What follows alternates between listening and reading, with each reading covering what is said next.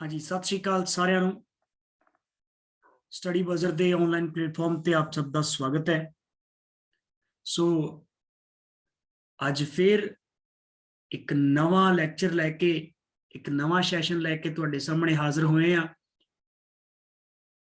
ਪਿਛਲੇ ਪੰਜਾਬੀ ਦੇ ਸੈਸ਼ਨ ਦੇ ਵਿੱਚ ਅਸੀਂ ਪੰਜਾਬੀ ਵਿਆਕਰਣ ਦੇ ਬਾਰੇ ਚਰਚਾ ਕੀਤੀ ਸੀ और अज का जिहड़ा सैशन है जिहड़ा आपां डैमो क्लास रखी है इहदे विच आपां पंजाबी साहित्य के बारे चर्चा करांगे कि पंजाबी साहित्य जिहड़ा हैगा वो ईटीटी दे पेपर के पॉइंट ऑफ व्यू तो किस तरह का रहने वाला है और उन्होंने करन दी स्ट्रैटजी की रहेगी साडी और किहड़े-किहड़े तरीके रहणगे किन्ना क साहित्य असीं पढ़ना है उस सारी चीज़ के बारे अज दे सैशन दे विच आपां चर्चा करांगे। और नाल ही नाल मैं तुहानूं ये दस दिना कि सब तो जरूरी गल साडे वास्ते इस चीज़ नूं भी ख्याल दे विच रखना चाहिए कि पंजाबी साहित्य जिहड़ा हैगा ओह साडे वास्ते बहुत महत्वपूर्ण स्थान रखता ईटीटी के पेपर दे विच। ठीक है जी। सो उसे ही चीज़ नूं लैके तुहाडे रूबरू होया और उम्मीद करदा भी अज दा सैशन भी पिछले सैशन की तरह तुहानूं सब नूं पसंद आएगा और बगैर किसी देरी तो आपां अज दा जिहड़ा सैशन है वो शुरू करते हैं जी।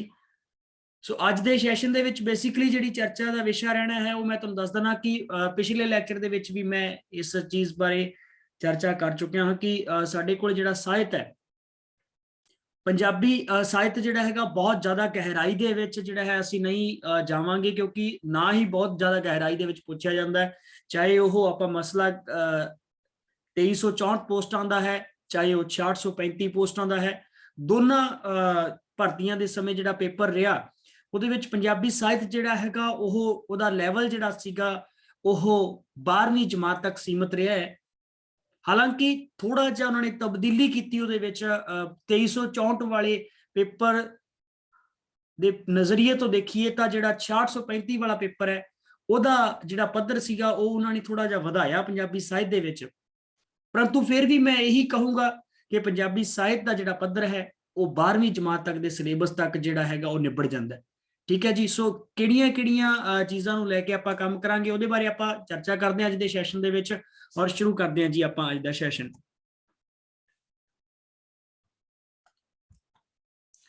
हाँ जी,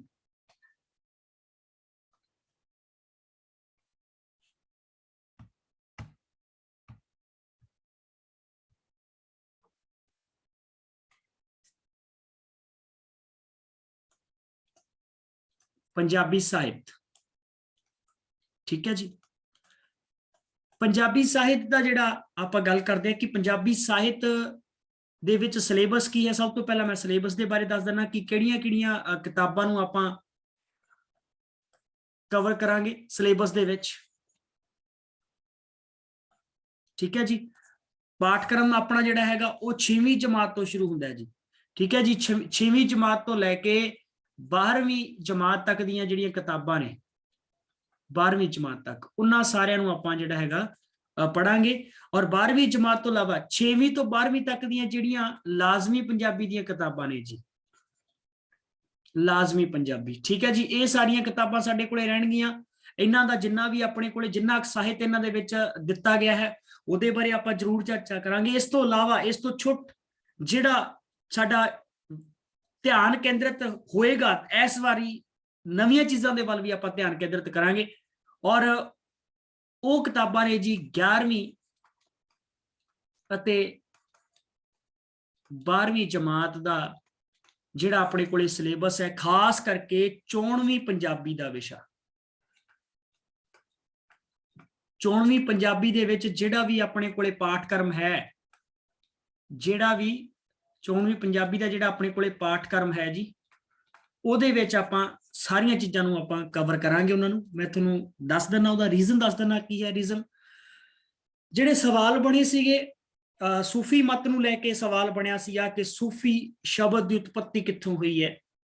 ਠੀਕ ਹੈ ਜੀ। ਦੂਸਰਾ ਜਿਹੜਾ ਸਵਾਲ ਬਣਿਆ ਸੀਗਾ ਕਿ ਕਿਹੜੇ किस्साकार दे किस्से दे विच पंजाबी सभ्याचार की झलक जिहड़ी हैगी आ उह सानूं बखूबी देखण नूं मिलदी है। और तीसरा सवाल यह बनिया सी कि बाबा फरीद जी किहड़े ਕਾਵ ਯੁੱਗ ਦੇ ਨਾਲ ਸੰਬੰਧ ਰੱਖਦੀ ਹੈ, ਮਤਲਬ ਉਹਨਾਂ ਦਾ ਸਮਾਂ ਪੁੱਛਿਆ ਗਿਆ ਸੀ। ਇਹ ਤਿੰਨੇ ਦੇ ਤਿੰਨੇ ਸਵਾਲ ਜਿਹੜੇ ਹੈਗੇ ਆ ਉਹ 94ਵੀਂ ਪੰਜਾਬੀ ਦੀਆਂ ਕਿਤਾਬਾਂ ਦੇ ਵਿੱਚੋਂ ਬਣੇ ਕਿ 94ਵੀਂ ਪੰਜਾਬੀ ਦੀਆਂ ਕਿਤਾਬਾਂ ਦੇ ਵਿੱਚ ਜਿਹੜਾ ਇਹਨਾਂ ਚੀਜ਼ਾਂ ਦੇ ਬਾਬਤ ਜਿਹੜਾ ਸਧਾਰਨ ਜਾਣਕਾਰੀ ਦਿੱਤੀ ਜਾਂਦੀ ਹੈ, ਕਿਸੇ ਵੀ ਟੌਪਿਕ ਨੂੰ ਲੈ ਕੇ ਸਧਾਰਨ ਜਾਣਕਾਰੀ ਦਿੱਤੀ, ਜਿਵੇਂ ਗੁਰਮਤ ਕਾਵ ਆ ਗਿਆ ਸਾਡੇ ਕੋਲੇ, ਸੂਫੀ ਕਾਵ ਆ ਗਿਆ, ਵੀਰ ਕਾਵ ਆ ਗਿਆ, ਕਿੱਸਾ ਕਾਵ ਆ ਗਿਆ, ਠੀਕ ਹੈ ਜੀ। ਇਹਨਾਂ ਸਾਰੀਆਂ ਚੀਜ਼ਾਂ ਨੂੰ ਲੈ ਕੇ ਥੋੜਾ ਇਹਨਾਂ ਦੇ ਬਾਰੇ ਜਾਣਕਾਰੀ ਕਿਤਾਬਾਂ ਦੇ ਵਿੱਚ ਦਿੱਤੀ ਹੋਈ ਹੈ, ਔਰ ਉਹਨਾਂ ਜਿਹੜਾ ਇੰਟਰੋਡਕਸ਼ਨਰੀ ਪਾਰਟ ਹੈ ਉਹਨਾਂ ਦੇ ਵਿੱਚੋਂ ਵੀ ਸਵਾਲ ਬਣੇ ਹੋਏ ਹੈ। ਸੋ ਅਸੀਂ ਸਾਰੇ ਇਹਨਾਂ ਚੀਜ਼ਾਂ ਦੇ ਵੱਲ ਧਿਆਨ ਕੇਂਦਰਿਤ ਕਰਾਂਗੇ ਜੀ, ਠੀਕ ਹੈ। ਔਰ ਮੈਂ ਤੁਹਾਨੂੰ ਇੱਕ ਸਟ੍ਰੈਟਜੀ ਦੱਸ ਦਿੰਦਾ ਕਿ ਜਿਹੜਾ ਮੇਰੇ ਕਰਵਾਉਣ ਦਾ ਤਰੀਕਾ ਕੀ ਰਹੂਗਾ। ਅੱਜ ਮੈਂ ਤੁਹਾਨੂੰ ਕੁਝ ਟ੍ਰਿਕਸ ਦੱਸ ਕੇ ਜਾਊਂਗਾ, ਔਰ ਉਸ ਟ੍ਰਿਕ ਦੇ ਨਾਲ ਅਸੀਂ ਕਿਵੇਂ ਜਿਹੜਾ ਬਹੁਤ ਸੌਖੇ ਤਰੀਕੇ ਦੇ ਨਾਲ ਪੰਜਾਬੀ ਸਾਹਿਤ ਨੂੰ ਯਾਦ ਕਰ ਸਕਦੇ ਹਾਂ, ਇਹ ਵੀ ਤੁਹਾਨੂੰ ਤਰੀਕਾ ਜਿਹੜਾ ਹੈਗਾ ਮੈਂ ਦੱਸ ਦਵਾਂਗਾ ਅੱਜ ਦੇ ਸੈਸ਼ਨ ਦੇ ਵਿੱਚ। ਹਾਂਜੀ, ਅੱਗੇ ਆਪਾਂ ਚਰਚਾ ਕਰਦੇ ਹਾਂ ਕਿ ਪੰਜਾਬੀ ਸਾਹਿਤ ਦੇ ਵਿੱਚ ਪੁਰਾਣੇ ਜਿਹੜੇ ਸਵਾਲ ਆਏ, 2364 ਦਾ ਜਿਹੜਾ ਪਹਿਲਾ ਪੇਪਰ ਹੋਇਆ, ਸਾਨੂੰ ETT ਕੈਡਰ ਦਾ ਪਹਿਲਾ ਪੇਪਰ ਵੇਖਣ ਨੂੰ ਮਿਲਿਆ। ਉਹ ਜਿਹੜੀ ਪੰਜਾਬੀ ਸੀਗੀ, ਵਿਦਿਆਰਥੀਆਂ ਨੇ ਉਮੀਦ ਨਹੀਂ ਲਾਈ ਸੀਗੀ ਕਿ ਪੰਜਾਬੀ ਸਾਹਿਤ ਇੰਨਾ ਪੁੱਛਿਆ ਜਾਏਗਾ, ਇੰਨੀ ਅਹਿਮੀਅਤ ਦਿੱਤੀ ਜਾਏਗੀ ਉਸ ਚੀਜ਼ ਨੂੰ, ਤਾਂ ਵਿਦਿਆਰਥੀਆਂ ਨੇ ਉਸ ਚੀਜ਼ ਦਾ ਥੋੜਾ ਜਿਹਾ ਪਰਹੇਜ਼ ਕੀਤਾ ਸਾਹਿਤ ਪੜ੍ਹਨ ਤੋਂ, ਕਿਉਂਕਿ ਸਾਹਿਤ ਦਾ ਜਿਹੜਾ ਭਾਗ ਹੈਗਾ ਉਹ ਥੋੜਾ ਜਿਹਾ ਮੈਂ ਕਹਿ ਦੇਣਾ ਕਿ ਦੂਜੀਆਂ ਜਿਹੜੀਆਂ ਪੰਜਾਬੀ ਵਿਧਾਵਾਂ ਨੇ ਉਹਨਾਂ ਨਾਲੋਂ ਜ਼ਿਆਦਾ ਹੈ, ਲੰਮਾ ਚੌੜਾ ਹੈ ਥੋੜਾ ਜਿਹਾ ਸਾਹਿਤ, ਤਾਂ ਕਰਕੇ ਅਸੀਂ ਇਹਦੇ ਤੋਂ ਗੁਰੇਜ਼ ਕਰਦੇ ਹਾਂ ਵੀ ਇਸ ਪਾਸੇ ਨਾ ਹੀ ਜਾਇਆ ਜਾਵੇ। ਪਰ ਸਾਨੂੰ ਬਚਣ ਨਹੀਂ ਦਿੱਤਾ ਗਿਆ ਉਹਨਾਂ ਤੋਂ, ਐਗਜ਼ਾਮੀਨਰ ਨੇ ਉਹਦੇ ਵਿੱਚੋਂ ਸਵਾਲ ਪੁੱਛੇ, ਔਰ ਦੂਸਰੇ ਜਿਹੜਾ ਪੇਪਰ ਹੋਇਆ 6635 ਦੇ ਵਿੱਚ ਉਹਦੇ ਵਿੱਚ ਵੀ ਸਵਾਲ ਪੁੱਛੇ। ਸੋ ਆਪਾਂ ਪੰਜਾਬੀ ਸਾਹਿਤ ਨੂੰ ਬੜਾ ਮਹਾਨ ਤੇ ਬੜਾ ਸਤਿਕਾਰ ਦੇ ਨਾਲ ਆਪਾਂ ਪੜ੍ਹਨਾ ਹੈ, ਕਿਉਂਕਿ ਬੜੇ ਅਦਬ ਦੇ ਨਾਲ ਇਸ ਚੀਜ਼ ਨੂੰ ਲਿਖਿਆ ਗਿਆ, ਬਹੁਤ ਮਿਹਨਤ ਲੱਗਦੀ ਹੈ ਇਹਦੇ ਵਿੱਚ, ਤੇ ਉਨੀ ਹੀ ਆਪਾਂ ਇਹਦੀ ਕਦਰ ਕਰਨੀ ਹੈ, ਠੀਕ ਹੈ ਜੀ। ਪੰਜਾਬੀ ਸਾਹਿਤ ਬਾਰੇ ਘਬਰਾਉਣ ਦੀ ਗੱਲ ਲੋੜ ਨਹੀਂ ਹੈ। ਪੰਜਾਬੀ ਸਾਹਿਤ ਬਹੁਤ ਸੌਖੀ ਚੀਜ਼ ਹੈ, ਬੜਾ ਆਨੰਦਦਾਇਕ ਵਿਸ਼ਾ ਹੈਗਾ ਪੰਜਾਬੀ ਸਾਹਿਤ, ਔਰ ਸਾਨੂੰ ਜਿਵੇਂ ਜਿਵੇਂ ਅਸੀਂ ਪੜ੍ਹਦੇ ਜਾਂਦੇ ਹਾਂ ਉਵੇਂ ਉਵੇਂ ਸਾਨੂੰ ਇਹਦੇ ਬਾਰੇ ਜਿਹੜਾ ਹੈਗਾ ਗਿਆਨ ਤੇ ਰਸ ਜਿਹੜਾ ਹੈਗਾ ਉਹ ਮਿਲਦਾ ਰਹਿੰਦਾ ਹੈ। ਹਾਂਜੀ, ਪੰਜਾਬੀ ਸਾਹਿਤ ਦੀ ਜੇਕਰ ਗੱਲ ਕਰੀਏ ਆਪਾਂ, ਹਾਂਜੀ, ਪੰਜਾਬੀ ਸਾਹਿਤ ਦੇ ਕੁਝ ਬੇਸਿਕ ਸਵਾਲ ਜਿਹੜੇ ਹੈਗੇ ਆ ਉਹ ਪੁੱਛੇ ਜਾਂਦੇ ਆ। ਪੰਜਾਬੀ ਸਾਹਿਤ ਦਾ ਪਿਤਾਮਾ ਜਿਹਨੂੰ, ਹਨਾ ਜੀ, ਪੰਜਾਬੀ ਸਾਹਿਤ ਦੇ ਪਿਤਾਮਾ ਬਾਰੇ, ਪੰਜਾਬੀ ਸਾਹਿਤ ਦਾ ਪਿਤਾਮਾ, ਤਾਂ ਜਦੋਂ ਸਾਨੂੰ ਪੁੱਛ ਲਿਆ ਜਾਵੇ ਕਿ ਪੰਜਾਬੀ ਸਾਹਿਤ ਦਾ ਪਿਤਾਮਾ ਕੌਣ ਹੈ, ਤਾਂ ਅਸੀਂ ਬਾਬਾ ਫਰੀਦ ਜੀ ਨੂੰ ਮੰਨਦੇ ਹਾਂ, ਠੀਕ ਹੈ ਜੀ। ਪੰਜਾਬੀ ਸਾਹਿਤ ਦਾ ਪਿਤਾਮਾ ਬਾਬਾ ਫਰੀਦ ਜੀ, ਠੀਕ ਹੈ ਜੀ, ਬਾਬਾ ਫਰੀਦ ਜੀ। ਔਰ ਇਹਨਾਂ ਦੀਆਂ ਜਿਹੜੀਆਂ ਕਾਵ ਰਚਨਾਵਾਂ ਨੇ ਸਾਡੇ ਕੋਲੇ, ਜਿਹੜੇ ਪੰਜਾਬੀ ਸਾਹਿਤ ਦੇ ਵਿੱਚ ਅਸੀਂ ਪੜ੍ਹਦੇ ਹਾਂ, ਉਹਨਾਂ ਨੂੰ ਅਸੀਂ ਸੂਫੀ ਕਾਵ ਧਾਰਾ ਦੇ ਅਧੀਨ ਪੜ੍ਹਦੇ ਹਾਂ ਜੀ, ਠੀਕ ਹੈ ਜੀ। ਸੂਫੀ ਕਾਵ ਧਾਰਾ ਜਿਹਦੇ ਤਹਿਤ ਅਸੀਂ ਬਾਬਾ ਫਰੀਦ ਜੀ ਦੇ ਦੁਆਰਾ ਰਚਿਆ ਗਿਆ ਜਿਹੜਾ ਸਾਹਿਤ ਹੈ ਉਹ ਅਸੀਂ ਪੰਜਾਬੀ ਦੇ ਵਿੱਚ ਪੜ੍ਹਦੇ ਹਾਂ, ਔਰ ਇਹਨਾਂ ਨੂੰ ਹੀ ਪੰਜਾਬੀ ਸਾਹਿਤ ਦਾ ਅਸੀਂ ਪਿਤਾਮਾ ਕਹਿੰਦੇ ਹਾਂ। ਸਵਾਲ ਬਣਿਆ ਸੀ ਕਿ ਬਾਬਾ ਫਰੀਦ ਜੀ ਦਾ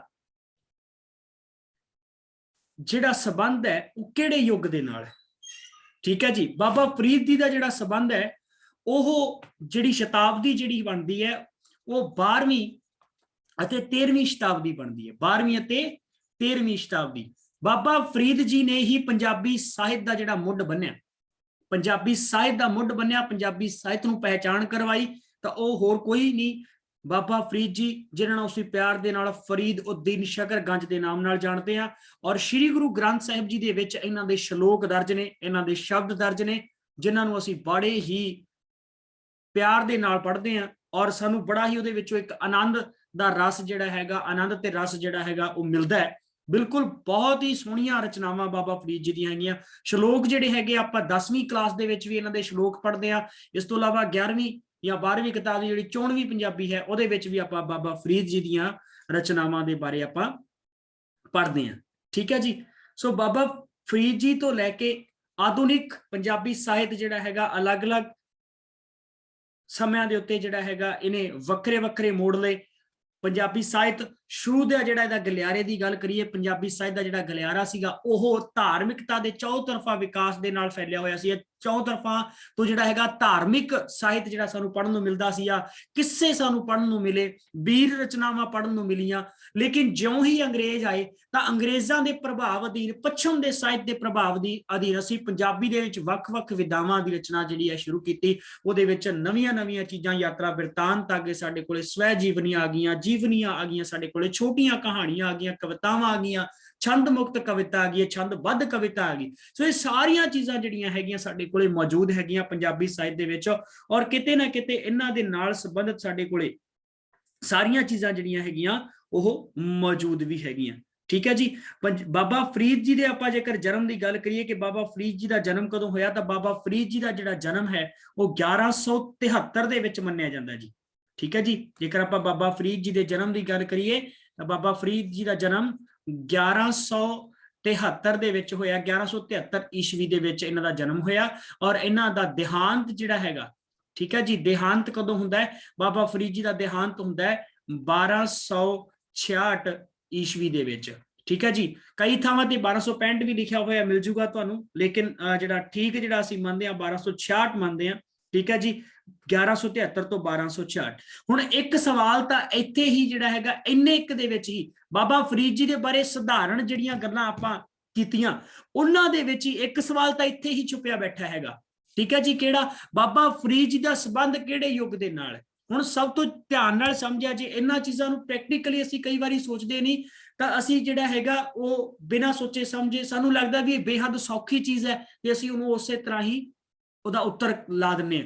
ਔਰ ਬਹੁਤ ਸਾਰੇ ਬੱਚਿਆਂ ਨੂੰ ਇਸ ਸਵਾਲ ਦਾ ਨੁਕਸਾਨ ਭੁਗਤਣਾ ਪਿਆ, ਜਲਦਬਾਜ਼ੀ ਦਾ ਨੁਕਸਾਨ ਭੁਗਤਣਾ ਪਿਆ, ਉਹਨਾਂ ਨੂੰ ਬਹੁਤ ਈਜ਼ੀ ਲੱਗਿਆ, ਪਰ ਅਸਲ ਦੇ ਵਿੱਚ ਉਹ ਸਵਾਲ ਗਲਤ ਹੋ ਗਿਆ। 1173 ਦਾ ਜਿਹੜਾ ਸਮਾਂ, ਠੀਕ ਹੈ ਜੀ, ਇਹ ਕਿਹੜੀ ਸ਼ਤਾਬਦੀ ਹੈ? ਅਸਲ ਦੇ ਵਿੱਚ ਇਹ 12ਵੀਂ ਸ਼ਤਾਬਦੀ ਹੈ। ठीक है जी। और जेकर आप गल करिए 1266, तो 1266 जिहड़ा हैगा ये 13वीं शताब्दी है जी, 13वीं शताब्दी। हुण मैं समझाउणा भी 13वीं शताब्दी ये 12वीं शताब्दी क्यों है। सवाल यही पूछा गया सी भी किहड़ी शताब्दी नाल, और मोस्टली स्टूडेंट्स ने जिहड़ा हैगा 11वीं ते 12वीं 11वीं अते 12वीं शताब्दी वाला जिहड़ा 12वीं शताब्दी वाली ऑप्शन सी, जिहड़ा विकल्प सीगा, इहदे वल ज्यादा झुका रखिया। ठीक है जी। थोड़ा जिहा समझा जी। देखो जी 11 कित्थे कंप्लीट हो गया सी, 11वीं सेंचुरी तक कित्थे निकल गई सीगी, 1100 ते निकल गई सीगी।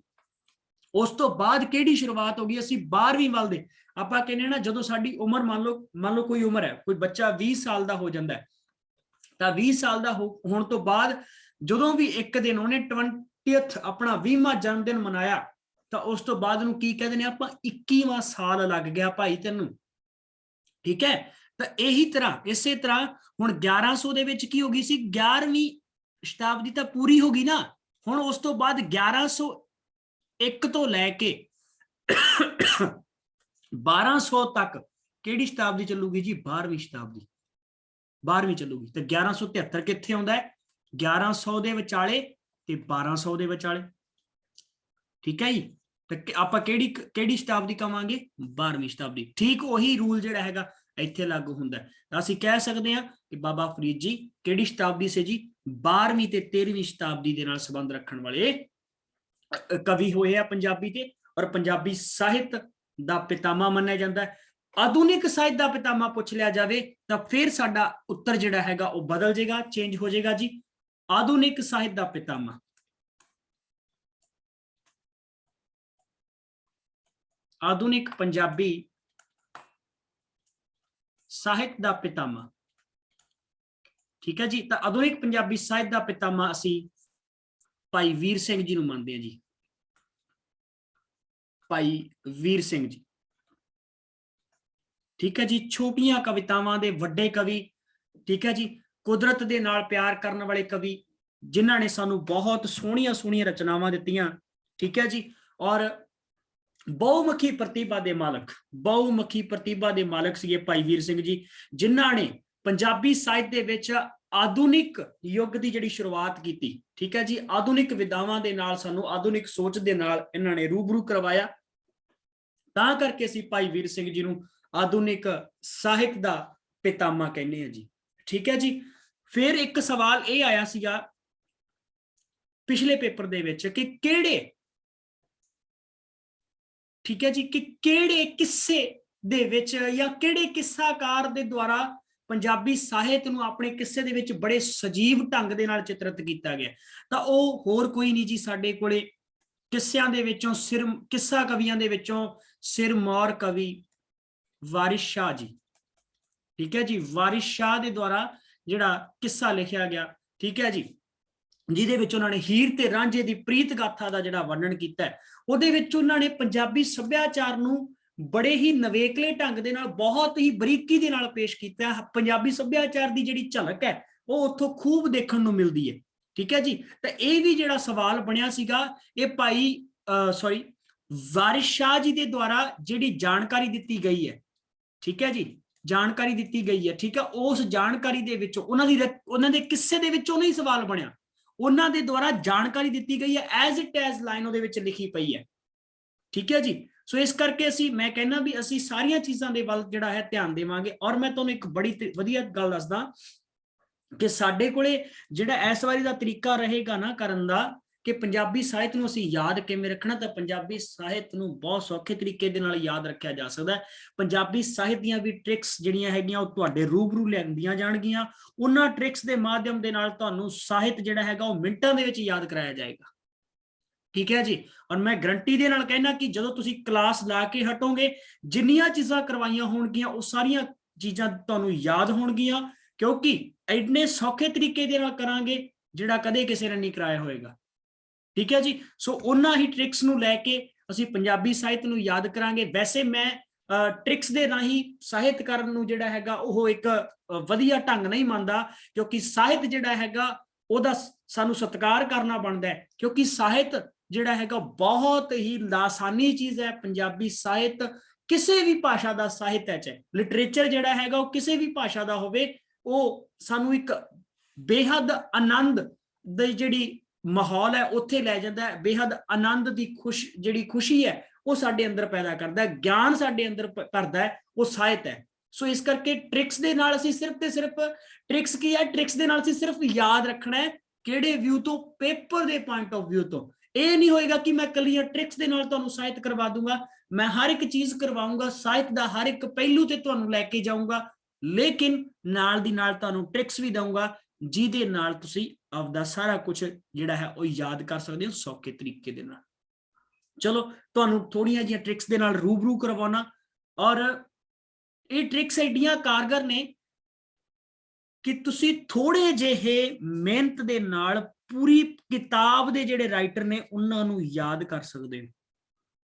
ਪੂਰੀ ਕਿਤਾਬ ਦੇ ਰਾਈਟਰ ਤੇ ਉਹਨਾਂ ਦੀਆਂ ਰਚਨਾਵਾਂ ਥੋੜੀਆਂ ਜੀਆਂ ਟ੍ਰਿਕਸ ਦੇ ਨਾਲ ਜਿਹੜੀਆਂ ਹੈਗੀਆਂ ਯਾਦ ਕੀਤੀਆਂ ਜਾ ਸਕਣਗੀਆਂ, ਠੀਕ ਹੈ ਜੀ। ਸਾਡੇ ਕੋਲ ਨਾ ਜੀ ਇੱਕ ਕਵੀ ਨੇ ਵਿਧਾਤਾ ਸਿੰਘ ਤੀਰ ਜੀ, ਵਿਧਾਤਾ ਸਿੰਘ ਤੀਰ, ਠੀਕ ਹੈ ਜੀ। ਕਵੀ ਕੌਣ ਨੇ? ਵਿਧਾਤਾ ਸਿੰਘ ਤੀਰ। ਵਿਧਾਤਾ ਸਿੰਘ ਤੀਰ ਦੇ ਬਾਰੇ ਮੈਂ ਤੁਹਾਨੂੰ ਥੋੜਾ ਜਿਹਾ ਦੱਸ ਦਿੰਦਾ। ਵਿਧਾਤਾ ਸਿੰਘ ਤੀਰ ਜੀ ਉਹ ਕਵੀ ਨੇ ਜਿਨ੍ਹਾਂ ਨੂੰ ਅਸੀਂ ਕਵੀ ਦਰਬਾਰਾਂ ਦੀ ਸ਼ਾਨ ਕਹਿ ਕੇ ਪੁਕਾਰਦੇ ਹਾਂ। ਕਵੀ ਦਰਬਾਰਾਂ ਦੀ ਸ਼ਾਨ। ਕਵੀ ਦਰਬਾਰਾਂ ਦੀ ਸ਼ਾਨ ਕਿਉਂ ਕਹਿੰਦੇ ਸੀ? ਵੀ ਲੋਕ ਇਹਨਾਂ ਨੂੰ ਬੜੀ ਬੇਸਬਰੀ ਦੇ ਨਾਲ ਇੰਤਜ਼ਾਰ ਕਰਦੇ ਸੀਗੇ ਵੀ ਕਿਸੇ ਵੀ ਮੁਸ਼ਾਇਰੇ ਦੇ ਵਿੱਚ ਆਉਣ, ਕਿਸੇ ਜਲੂਸ ਦੇ ਵਿੱਚ ਆਉਣ, ਕਿਸੇ ਸਭਾ ਦੇ ਵਿੱਚ, ਕਾਵ ਸਭਾ ਦੇ ਵਿੱਚ ਆਉਣ, ਗੋਸ਼ਟੀ ਦੇ ਵਿੱਚ, ਤੇ ਅਸੀਂ ਇਹਨਾਂ ਦੇ ਵਿਚਾਰ ਸੁਣੀਏ। ਔਰ ਵਿਚਾਰ ਕਿਹਦੇ ਪੇਸ਼ ਕੀਤੇ ਹੈ ਜੀ? ਸਭ ਤੋਂ ਵੱਧ ਜਿਹੜੇ ਜ਼ਿਕਰ ਇਹਨਾਂ ਨੇ ਕਿਸੇ ਚੀਜ਼ ਦੇ ਨਾਲ ਪਿਆਰ ਕੀਤਾ ਹੈ ਤਾਂ ਉਹ ਹੈ ਜੀ ਪੰਜਾਬੀ ਸੱਭਿਆਚਾਰ, ਹਿੰਦੁਸਤਾਨੀ ਸੱਭਿਆਚਾਰ, ਭਾਰਤੀ ਸੱਭਿਆਚਾਰ ਨੂੰ ਬਹੁਤ ਪਿਆਰ ਕੀਤਾ। ਔਰ ਉਸੇ ਹੀ ਅਦਬ ਦੇ ਨਾਲ ਉਹਨਾਂ ਨੇ, ਉਸੇ ਹੀ ਪਿਆਰ ਦੇ ਨਾਲ ਆਪਦੀਆਂ ਰਚਨਾਵਾਂ ਦੇ ਵਿੱਚ ਜਿਹੜਾ ਹੈਗਾ ਭਾਰਤੀ ਸੱਭਿਆਚਾਰ ਨੂੰ, ਪੰਜਾਬੀ ਸੱਭਿਆਚਾਰ ਨੂੰ ਸਥਾਨ ਦਿੱਤਾ। ਉਹਨਾਂ ਨੇ ਹਮੇਸ਼ਾ, ਵਿਧਾਤਾ ਸਿੰਘ ਤੀਰ ਨੇ ਪੱਛਮੀ ਸੱਭਿਆਚਾਰ ਦਾ ਤੇ ਭਾਰਤੀ ਸੱਭਿਆਚਾਰ ਦਾ ਕੀ ਕੀਤਾ ਹੈਗਾ ਜੀ? ਤੁਲਨਾਤਮਕ ਅਧਿਐਨ ਕਰਕੇ ਦਿਖਾਇਆ ਕਿ ਕਿਸ ਤਰ੍ਹਾਂ ਸਾਡਾ ਸੱਭਿਆਚਾਰ ਆਪਣੇ ਸੱਭਿਆਚਾਰ ਨੂੰ, ਯਾਨੀ ਕਿ ਪੰਜਾਬ ਦੇ ਸੱਭਿਆਚਾਰ ਨੂੰ, ਭਾਰਤ ਦੇ ਸੱਭਿਆਚਾਰ ਨੂੰ ਪੱਛੋਂ ਦੇ ਸੱਭਿਆਚਾਰ ਨਾਲੋਂ ਜ਼ਿਆਦਾ ਅਮੀਰ, ਜ਼ਿਆਦਾ ਪ੍ਰਫੁੱਲਤ ਤੇ ਜ਼ਿਆਦਾ ਸੱਭਿਅਕ ਜਿਹੜਾ ਬਣਾ ਕੇ ਉਹਨਾਂ ਨੇ ਪੇਸ਼ ਕੀਤਾ ਹੈ। ਔਰ ਉਹਨਾਂ ਨੇ ਬੜੇ ਕਮਾਲ ਦੀਆਂ ਕਵਿਤਾਵਾਂ ਲਿਖੀਆਂ। ਉਹਨਾਂ ਦੀਆਂ ਨਾ ਸਿਲੇਬਸ ਦੇ ਵਿੱਚ, ਆਪਣੇ ਸਿਲੇਬਸ ਦੇ ਵਿੱਚ 2 ਕਵਿਤਾਵਾਂ ਨੇ, ਠੀਕ ਹੈ। ਉਹਨਾਂ ਨੂੰ ਕਿਵੇਂ ਯਾਦ ਰੱਖ ਸਕਦੇ? ਬੜੀ ਸੌਖੀ ਜਿਹੀ ਟ੍ਰਿਕ ਹੈਗੀ ਆ। ਯਾਦ ਕਿਵੇਂ ਰੱਖਣਾ ਜੀ? ਕਹਿੰਦੇ ਵਿਧਾਤਾ ਸਿੰਘ ਨੇ ਤੀਰ ਛੱਡਿਆ ਜੋ ਕਿ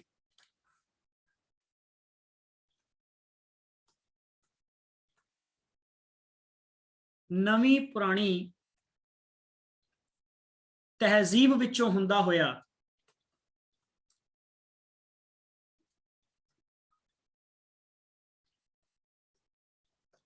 नौजवान हिंदी नूं जा वज्या। नौजवान हिंदी नूं जा वज्या।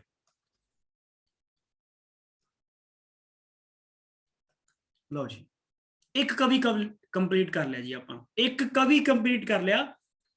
किवें? अगली स्लाइड ते चलते हैं, दिखाना तुहानूं किस तरह। कवि किहड़े हैगे जी साडे कोले? विधाता सिंह धीर। विधाता सिंह धीर, ठीक है जी। रचनावां किहड़ियां ने इन्हां दियां? रचनावां ने जी नवी पुरानी तहजीब और दूसरी है जी नौजवान हिंदी नूं।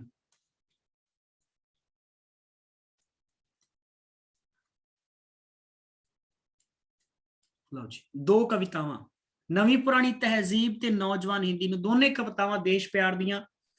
पहली दे विच नवी पुरानी तहजीब दे विच किस चीज की गल करदे आ? कमाल दी रचना है जिहदे विच पंजाबी सभ्याचार नूं एक पासे रख के दूसरे पासे पश्चिमी सभ्याचार नूं रखिया गया और दस्सिया गया कि किस तरह पश्चिमी सभ्याचार के प्रभाव हेठ असीं अपने सभ्याचार नूं भुलदे जा रहे हैं और साडे सभ्याचार के गुण दसे है कि जिहड़ा साडा सभ्याचार सीगा। नवी पुरानी तहजीब कविता दे विच उन्होंने अपने पंजाबी सभ्याचार के गुण दसे कि साडा जिहड़ा सभ्याचार है वो सांझीवालता का प्रतीक है, भाईचारे का प्रतीक है, प्यार का प्रतीक है, मुहब्बत का प्रतीक है। और इत्थे असीं सारे मिलजुल के एक छोटे जे भाईचारे वांग साडा सारिਆਂ ਦਾ एक साझा परिवार है, ठीक है जी। उसे परिवार दे विच रहिंदे होए साडे दुख सुख साझे ने, असीं एक दूजे दे लई बाहां दा काम करदे आ, एक दूजे दे लई काम आउणे आ, एक दूजे दे लई साडे दिलां दे विच प्यार है, साडे विचकार सांझ है। वो सारी जिहड़ी सांझ है वो किहदे करके बरकरार है? वो कहंदे साडे सभ्याचार करके बरकरार है। और ज्यों ही कहंदा असीं पच्छम वल जाना शुरू होया असीं कोरे हो गए आ, सानू रिश्तियां दी कदर नहीं रही, सानू पंजाबी सभ्याचार दी कदर नहीं रही। और उन्हां ने तां घोड़े दी लिद दे नाल, गधे दी लिद दे नाल जिहड़ा हैगा ओदी कंपैरिजन करता हैगा। उन्होंने पंजाबी सभ्याचार नूं कहा कि पंजाबी सभ्याचार तां एक दुध देण वाली गां है, ਜਿਹੜੀ ਗਾਂ ਬੜੀ ਸ਼ਰੀਫ ਹੈ ਤੇ ਨਾਲੇ ਸਾਨੂੰ ਪੀਣ ਨੂੰ ਦੁੱਧ ਦਿੰਦੀ ਹੈ। ਤੇ ਕਹਿੰਦਾ ਅਸੀਂ ਦੁੱਧ ਦੇਣ ਵਾਲੀ ਜਿਹੜੀ ਗਾਂ ਹੈ ਉਹਨੂੰ ਘਰੋਂ ਕੱਢਤਾ, ਯਾਨੀ ਕਿ ਪੰਜਾਬੀ ਸੱਭਿਆਚਾਰ ਨੂੰ ਅਸੀਂ ਘਰੋਂ ਕੱਢਤਾ ਤੇ ਅੰਦਰ ਕਿਹਨੂੰ ਬਿਠਾ ਲਿਆ ਜੀ? ਅਸੀਂ ਖੋਤੇ ਨੂੰ ਬਿਠਾ ਲਿਆ ਜਿਹਦੀ ਲਿੱਦ ਵੀ ਸਾਨੂੰ ਚੱਕਣੀ ਪੈਂਦੀ ਹੈ, ਠੀਕ ਹੈ ਜੀ। ਸੋ ਇਸ ਤਰ੍ਹਾਂ ਕਰਕੇ ਜਿਹੜਾ ਹੈ ਬੜੇ ਜ਼ੋਰਦਾਰ ਸ਼ਬਦਾਂ ਦੇ ਵਿੱਚ ਉਹਨਾਂ ਨੇ ਪੰਜਾਬੀ ਸੱਭਿਆਚਾਰ ਦਾ हथ फड़िया, पंजाबी सभ्याचार नूं पेश किया, पंजाबी सभ्याचार की सपोर्ट की और उन्ने ही करड़े शब्दों के विच पश्चिमी सभ्याचार का विरोध भी किया। नौजवान हिंदी दे विच भी इन्होंने भारतीय नौजवानों नूं जिहड़ा हैगा ओह अपने वतन के प्रति प्यार की भावना दे नाल इन्होंने लबरेज किया है। उन्होंने कहा कि उन्होंने इस गल दे ध्यान किया कि सानू साडे वतन के प्रति जिहड़ा हैगा प्यार जगाउणा चाहिए, मुहब्बत जगाउणी चाहिए है, सानू अपने वतन के उत्ते मान होना चाहिए। हाँ जी, इस तो इलावा तुहानू तीन राइटर ते तीन राइटर्स दियां तीन कहानियां वो किवें याद करनी है? बस एक ट्रिक दे नाल देखिया जे जी। अगली ट्रिक, हाँ जी, ट्रिक है कि गुरमुख सिंह मुसाफिर दी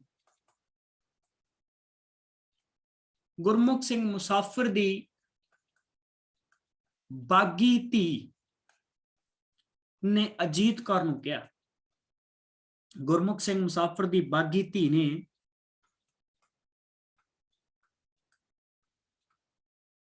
अजीत कौर नूं कहा।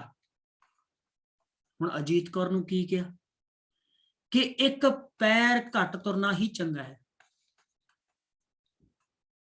एक पैर घट तुरना ही चंगा है। फिर जे पूरा तुर ले तो फिर की हुआ? वो कहती नहीं तो कुलवंत सिंह विरक दे, नहीं तो कुलवंत सिंह विरक दे धरती हेठले बलद ने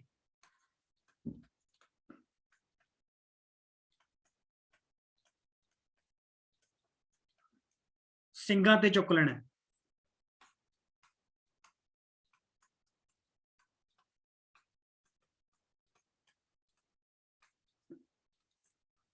बस इन्नी गल याद रखनी है। गुरमुख सिंह मुसाफिर दी बागी धी ने अजीत कौर नूं कहा कि एक पैर घट तुरना ही चंगा है, नहीं तो कुलवंत सिंह विरक दे धरती हेठले बलद ने भाई तेनू सिंगां ते चुक लेना। फिर ना कहीं कि दस्या नहीं। ਉਹ ਕਹਿੰਦੀ ठीक है भाई मान ਲੈਨੇ गल। हुण ये ट्रिक हो गई जी साडे कोले पूरी। ते इस ट्रिक दे विच साडे कोले किन्ने राइटर ने जी? 3 ने। किहड़े किहड़े 3 राइटर ने? गौर फरमायो किहड़े किहड़े 3 राइटर ने?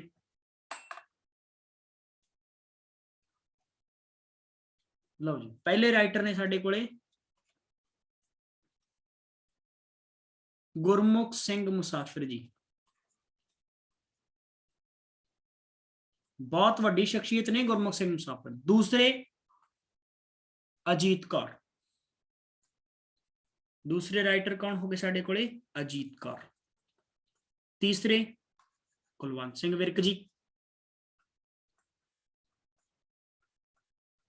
कुलवंत सिंह विरक।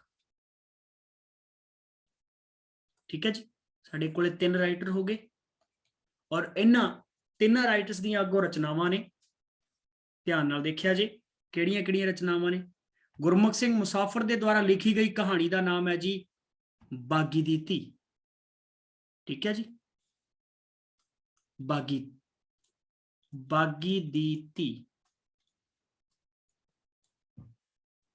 इस तो अलावा अजीत कौर दी एक पैर घट तुरना, एक पैर घट तुरना। और तीसरे जिहड़े राइटर ने कुलवंत सिंह विरक, उन्हां दे द्वारा लिखी गई रचना है जी धरती हेठला बलद, धरती हेठला बलद। ठीक है जी, सो 3 राइटर जिहड़े हैगे आ एक ट्रिक दे विच कंप्लीट हो गया और उन्हां दी तिन्नां दी कहानियां भी कंप्लीट हो गईयां। बागी दी धी, एक पैर घट तुरना, धरती हेठला बलद, ये तुहाडे सिलेबस दे विच जिहड़ी हैगी आ वो मैंशन कीतियां होईयां। ठीक है, हाँ जी। नैक्सट एक ट्रिक आपां होर करदे हां ते फिर आपां जिहड़ी क्लास है उहदी समाप्ति करांगे ते बाकी दा जिहड़ा पंजाबी सभ्याचार हैगा वो आपां अगली डैमो क्लास दे विच जिहड़ा रखांगे।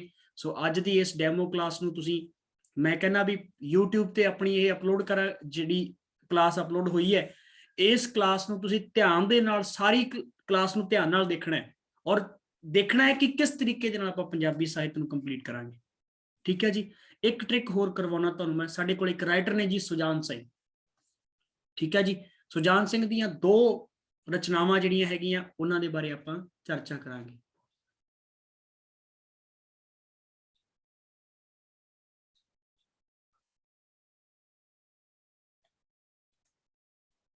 सुजान सिंह,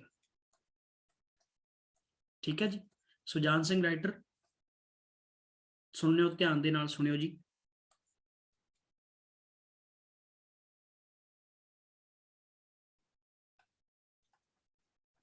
सुजान सिंह ने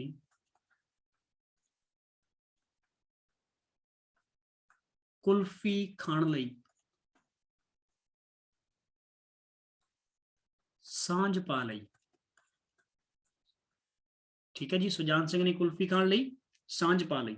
सुजान सिंह राइटर हो गए ते दूसरी इन्हां दियां जेकर आपां गल करिए रचनावां दे तां इन्हां दियां कहानियां हो गईयां। एक कहानी का नाम हो गया जी कुल्फी कहानी, बहुत फेमस कहानी है जिहदे विच एक बच्चे दे सुपने दस्से गए कि वो किस तरह कुल्फी नूं खाण दे लई किन्ना ਉਹਦੇ मन ਦੇ ਵਿੱਚ ਇੱਛਾ ਹੁੰਦੀ ਹੈ ਔਰ ਰਾਤ ਨੂੰ ਸੁਪਨੇ ਵਿੱਚ ਪਿਆ ਵੀ ਸੁੱਤਾ ਹੋਇਆ ਵੀ ਉਹ ਕੁਲਫੀ ਕੁਲਫੀ ਪੁਕਾਰਦਾ। ਪਰ ਇਹਦੇ ਵਿੱਚ ਕਹਾਣੀ ਦੱਸੀ ਗਈ ਇੱਕ ਗਰੀਬ ਪਿਤਾ ਦੀ ਕਿ ਇੱਕ ਗਰੀਬ ਪਿਤਾ ਜਿਹੜਾ ਹੈ ਆਪਣੇ ਬੱਚਿਆਂ ਦੀ ਇੱਛਾ ਜਿਹੜੀ ਆ ਉਹ ਕਿਸ ਤਰ੍ਹਾਂ ਪੂਰੀਆਂ ਨਹੀਂ ਕਰ ਪਾਉਂਦਾ ਕਿਉਂਕਿ ਉਹਨਾਂ ਦੀ ਰੋਜ਼ਮਰਾ ਦੀ ਜ਼ਿੰਦਗੀ ਦੇ ਜਿਹੜੇ ਖਰਚੇ ਉਹ ਵੀ ਪੂਰੇ ਨਹੀਂ ਹੁੰਦੇ। ਅਗਲੀ ਕਹਾਣੀ ਹੈ ਜੀ ਸਾਂਝ ਕਹਾਣੀ, ਜਿਹਦੇ ਵਿੱਚ ਲੇਖਕ ਨੇ ਮਾਨਵੀ ਰਿਸ਼ਤਿਆਂ ਦੀ ਗੱਲ ਕੀਤੀ ਹੈ, ਜਿਹਦੇ ਵਿੱਚ ਉਹਨਾਂ ਨੇ ਦੱਸਿਆ ਹੈ ਕਿ ਕਿਸ ਤਰ੍ਹਾਂ ਮਨੁੱਖੀ ਰਿਸ਼ਤੇ ਜਿਹੜੇ ਹੈ ਉਹ ਸਾਡੇ ਵਿਚਕਾਰ ਦਿਲਾਂ ਦੀ ਸਾਂਝ ਪਾ ਦਿੰਦੇ ਆ ਔਰ ਕਿਸ ਤਰ੍ਹਾਂ ਸਾਨੂੰ ਇੱਕ ਦੂਜੇ ਦੇ ਨੇੜੇ ਲੈ ਆਉਂਦੇ ਆ ਔਰ ਸਾਡੇ ਵਿੱਚ ਆਪਣਤ ਦਾ ਅਹਿਸਾਸ ਕਰਵਾ ਦਿੰਦੇ ਆ। ਸੋ ਇਹ ਸੀਗੀਆਂ ਟ੍ਰਿਕਸ ਜਿਨ੍ਹਾਂ ਦੇ ਰਾਹੀਂ ਆਪਾਂ ਪੰਜਾਬੀ ਸੱਭਿਆਚਾਰ ਤੇ ਰਾਈਟਰ ਕੀਤੇ, ਉਹਨਾਂ ਦੀਆਂ ਰਚਨਾਵਾਂ ਕੀਤੀਆਂ। ਇਹੀ ਤਰੀਕਾ ਰਹਿਣ ਵਾਲਾ ਹੈ, ਐਕਸਪਲੇਨੇਸ਼ਨ ਵੀ ਹੋਏਗੀ, ट्रिक भी होएगी, मतलब कि ਹਰ ਕੰਬੀਨੇਸ਼ਨ ਦੇ ਨਾਲ, ਮਤਲਬ ਤੁਹਾਨੂੰ ਕੰਬੋ ਪੈਕ ਜਿਹੜਾ ਹੈਗਾ ਇੱਕ ਤਰ੍ਹਾਂ ਦੇ ਨਾਲ ਮਿਲ ਰਿਹਾ ਪੰਜਾਬੀ ਸਾਹਿਤ ਦਾ। ਠੀਕ ਹੈ ਜੀ, ਕਿ ਤੁਹਾਨੂੰ ਪੜ੍ਹਨ ਦੇ ਲਈ ਆਨੰਦ ਦੇ ਨਾਲ ਵਿਆਖਿਆ ਵੀ ਮਿਲ ਰਹੀ ਹੈ, ਪੂਰਾ ਵਿਸਤਾਰ ਵੀ ਮਿਲ ਰਿਹਾ ਹੈ, ਔਰ ਨਾਲ ਹੀ ਨਾਲ ਤੁਹਾਨੂੰ ਛੋਟੀ ਜਿਹੀ ਕੁੰਜੀ ਵੀ ਮਿਲ ਰਹੀ ਹੈ, ਜਿਹਦੇ ਨਾਲ ਤੁਸੀਂ ਆਸਾਨੀ ਦੇ ਨਾਲ ਤਾਲਾ ਖੋਲ ਸਕਦੇ ਹੋ। ਸੋ ਉਮੀਦ ਕਰਦਾ ਵੀ ਅੱਜ ਦਾ ਸੈਸ਼ਨ ਜਿਹੜਾ ਹੈ ਤੁਹਾਨੂੰ ਬਹੁਤ ਪਸੰਦ ਆਇਆ ਹੋਵੇਗਾ। ਬਸ ਜਿਸ ਤਰ੍ਹਾਂ ਪੁਰਾਣੀਆਂ ਵੀਡੀਓਜ਼ ਨੂੰ ਤੁਸੀਂ ਪਿਆਰ ਦਿੱਤਾ, ਸਤਿਕਾਰ ਦਿੱਤਾ, ਉਸੇ ਤਰ੍ਹਾਂ ਹੀ ਆਪਣਾ ਪਿਆਰ ਤੇ ਸਤਿਕਾਰ ਸਾਡੇ ਲਈ ਬਣਾਈ ਰੱਖਣਾ, ਔਰ ਸਾਡੀ ਇਸੇ ਤਰ੍ਹਾਂ ਹੌਸਲਾ ਅਫਜ਼ਾਈ ਕਰਦੇ ਰਹਿਣਾ। ਔਰ ਮੈਂ ਐਂਡ ਦੇ ਵਿੱਚ ਤੁਹਾਨੂੰ ਕਹੂੰਗਾ ਕਿ ਵੀਡੀਓ ਨੂੰ ਪੂਰੀ ਦੇਖਣਾ ਹੈ, ਔਰ ਨਾਲ ਹੀ ਨਾਲ ਜਿਹੜੇ ਵੀ ਚੈਨਲ ਦੇ ਉੱਤੇ ਜਿਹੜੇ ਸਟੂਡੈਂਟ ਨਵੇਂ ਨੇ ਉਹਨਾਂ ਨੂੰ ਕਹੂੰਗਾ ਕਿ ਚੈਨਲ ਨੂੰ ਸਬਸਕ੍ਰਾਈਬ ਕਰੋ, ਲਾਈਕ ਕਰੋ ਤੇ ਆਪਣੇ ਦੋਸਤਾਂ ਦੇ ਨਾਲ ਵੱਧ ਤੋਂ ਵੱਧ ਸ਼ੇਅਰ ਕਰੋ ਜੀ। ਮਿਲਦੇ ਹਾਂ ਅਗਲੇ ਸੈਸ਼ਨ ਦੇ ਵਿੱਚ, ਉਹਦੇ ਵਿੱਚ ਆਪਣਾ ਵਿਸ਼ਾ ਰਹੇਗਾ ਜੀ ਪੰਜਾਬੀ ਸੱਭਿਆਚਾਰ। ਤਦ ਤੱਕ ਦੇ ਲਈ ਸਾਰਿਆਂ ਨੂੰ ਸਤਿ ਸ੍ਰੀ ਅਕਾਲ ਜੀ, ਰੱਬ ਰਾਖਾ, ਜ਼ਿੰਦਗੀ ਜ਼ਿੰਦਾਬਾਦ, ਖੁਸ਼ ਰਹੋ, ਆਬਾਦ ਰਹੋ, ਇਸੇ ਤਰ੍ਹਾਂ ਆਪਣੀ ਮੰਜ਼ਿਲ ਵੱਲ ਲਗਾਤਾਰ ਵਧਦੇ ਰਹੋ। ਬਹੁਤ ਸ਼ੁਕਰੀਆ ਜੀ।